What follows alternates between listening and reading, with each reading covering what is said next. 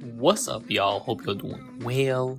We are on Need for Speed Most Wanted. Just do a random challenge series gameplay, because why not? Most Wanted is one of those games that I re-download time to time just to play for a little bit. Never completed the game, actually. And also, an unpopular opinion. One of the main reasons why I never really got to finish this game was one, now the time is just way less to play games, but also the racing is just too boring, man. Like, I'm not like it's, there is nothing exhilarating from my experience of racing in this game. It is so stressful. The rubber banding is so blatant. Some of the cars, especially in the beginning, it's just so frustrating to just drive. That being said, the cop chases are hands down some of the best, actually probably the best cop chase game I ever played. That might be on a smaller sample size than most people. However, out of all the games I played, this has the best police system. Makes sense. I could imagine a lot of other people agree with that same statement as well. Usually I don't like cops in games. I find them to be super annoying. For example, in Carbon, I've completed Carbon once, and in that one playthrough I have never encountered a cop. However, when I play Carbon in general, it is so annoying to be stuck with police because they're just useless. Like, they literally provide no depth to the career, they have no structure, and they're also not as well thought out as the ones in Most Wanted. Like, there is no police helicopter, I'm pretty sure, in the vanilla game of Carbon. So things like that. And also, I have played a little bit of the PS2 version of Undercover, and again, I know that game, cops have more of a meaning to them, but they are just so annoying to deal with, especially with that game's rubber banding. Ridiculous. Speaking of police chases, we are about to enter one. As I was saying, this game makes me want to do police pursuits. That's something that this game is the only one that makes me feel that way. So we are on our first police pursuit challenge. Should be pretty easy. Well, will be pretty easy. These Heat 1 cops and Heat 2 cops, they suck. They really do suck. Even Heat 3. The GTOs, they just aren't that great. And that's saying from experience, because I did recently play this game again up until Blacklist 11. And that's mainly just Heat 3 cops. And Heat 3 cops were, they're kind of a joke. That was the vanilla edition. Redux, they're a lot better. I do have a playthrough of me playing Redux on this channel. However, I never got to finish it. And it's been it will be like 4 years since I last made a video on that game, but I will complete it one day. I will. I never, that's one thing, I just want to complete that game so I can be like, yes, I finally completed a walkthrough, because I feel like I've never done on this channel. Time to use the go-to evade tactic. Baseball Stadium, we out here. Now, the cool thing about this game, as well as in the beginning, I tend to use the Baseball Stadium a lot, but as the game progresses, I was able to find other ways to evade, and hiding spots really become your best friend. So, pretty easy challenge. We got the Golf in the bag. Nice big wing. Yes, look at all this amazing bounty. And we are now driving a green Mazda RX-8. Kind of looks like my Hot Wheels RX-7 I got. So we are off to our checkpoint. And this car is much slower than the Golf.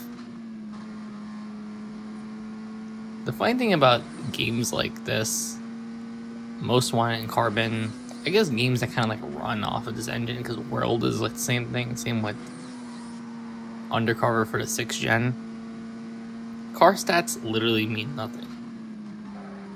For example, the stats of an RX-8, especially when you get Izzy's versus Sunny's car, Izzy's car is so much better on paper. Same with Vic's. Vic's car seems so much better on paper, but that Golf is a much better car to drive. You can even feel it. The moment you take it off the lot, it just feels so much better to drive. And it kind of sucks for the more expensive cars because, especially when you play this game for the first time, you're just kind of thinking, oh yeah, let me grab this car, we upgrade it, and look at the stats, they're all like, souped up, but they're just not that good. And one thing about this game compared to the World is how much more slidey the cars are. And I do know the World's engine is more based out of carbon. So essentially, the physics and stuff with this game is like a prototype, you can say. Like, I mean, it's not really a prototype, but it's like its own game because Carbon, Undercover, and World are a lot more related to each other.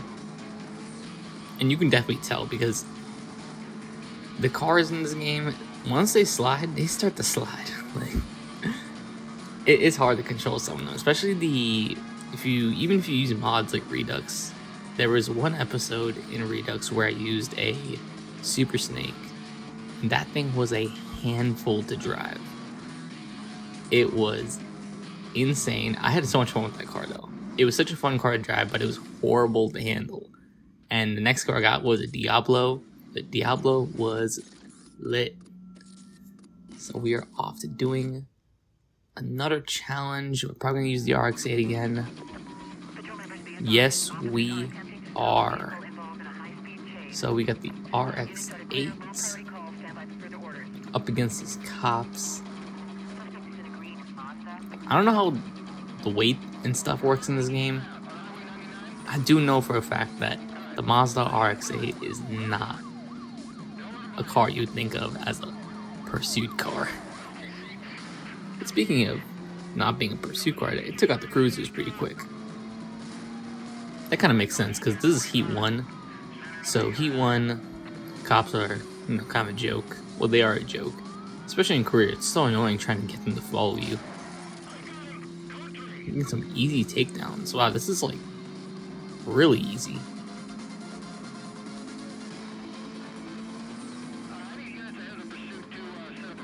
And we are, like I mentioned, we are on the vanilla version.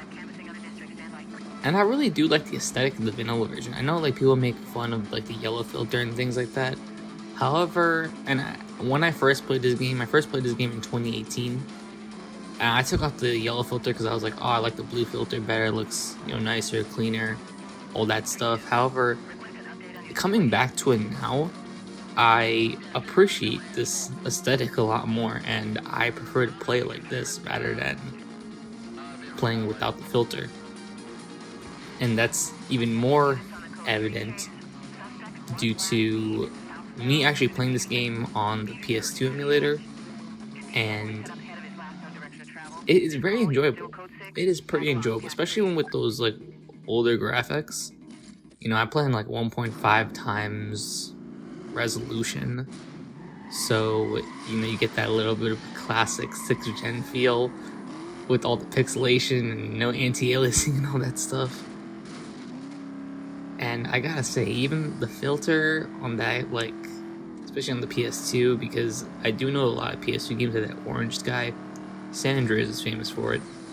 It just bodes so well.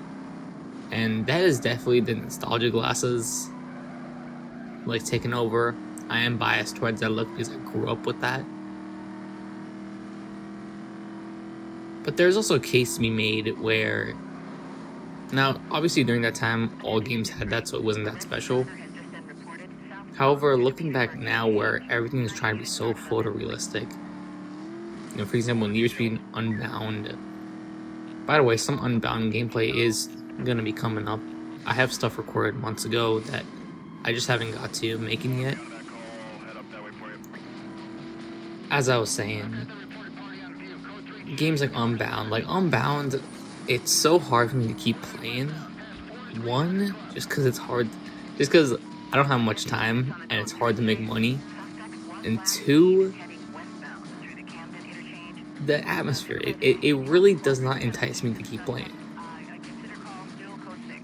And that also has a lot of other, like, probably psychological factors with that decision for me to not keep on playing, but it really doesn't. Like, and that, I can say the same for like a lot of modern games. You can ask yourself, all these like newer games, most of these games, I bet most of the games y'all play aren't from like this year.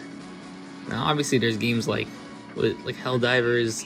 I really don't know what like really popular games are like apart, but I'm thinking of like esports titles. Esports titles, they're already a couple years old. So like I was talking from that perspective because I know a lot of people play those type of games. But games that released like recently, like AAA more traditional games, you can't like it's just not the same no more. And that makes a lot of sense, you know? Alright, we are done talking about that. On to this Pontiac GTO, man, this thing is a handful. This is definitely one of the worst cars I've ever driven. Never seen anyone use this or the Monero. Yeah, the Vauxhall Monero, those cars. Ironically, I think the Monero has like different stats, but anyways, thank you so much for watching. Hope you all enjoyed it, and let me know if you're interested for more. Peace.